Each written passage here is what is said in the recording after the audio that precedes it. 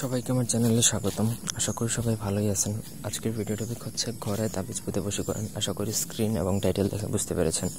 আমি পুরো ভিডিওটা একটা বই থেকে দিব, অত্যন্ত পুরাতন একটা মিশরীয় কারামতি তাবিজের বই থেকে, যার জন্য কারো কোনো কনফিউশন থাকার কথা না।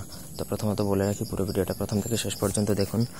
সবাই আমার চ্যানেলটা সাবস্ক্রাইব করবেন, লাইক কমেন্ট শেয়ার করবেন। আপনারা যদি আমাদেরকে দিয়ে কোনো ব্যক্তিগত কাজ বা তদবির করাতে চান, সেক্ষেত্রে স্ক্রিনে দেওয়া নাম্বার আছে, সেই নাম্বারে চাইলে ইমেতে বা হোয়াটসঅ্যাপে যোগাযোগ করে যে কোনো কাজ করাতে পারবেন, দেশে অথবা দেশের বাইরে থেকে।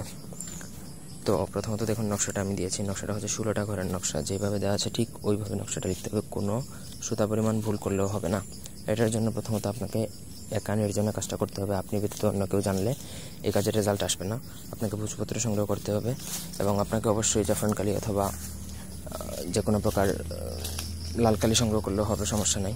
তো এই দুইটা কালির মধ্যে যে কোনো একটা কালি প্রথমত সংগ্রহ করবেন। সংগ্রহ করে নকশাটা লিখবেন। নকশা লিখে নকশার নিচে আপনি যাকে আপনি বশীভূত বা পাকড় করতে চান তার নামটি লিখবেন, এবং সে যদি ছেলে হয় তাহলে তার বাবার নাম, সে যদি মেয়ে হয় তাহলে তার মায়ের নামটি লিখতে হবে। তারপর আপনাকে একটা মাদুলিতে ভরবেন। মাদুলিতে ভরে মাদুলির মুখ বন্ধ করে আপনাকে সেটা যে যার জন্য করবেন তার ঘরে পুঁতে দিতে হবে। অন্য কোথাও পুঁতলে হবে না, তার ঘরেই কিন্তু বাধ্যতামূলকভাবে পুঁততে হবে। অন্য কোথাও পুঁতলে কাজ হবে না।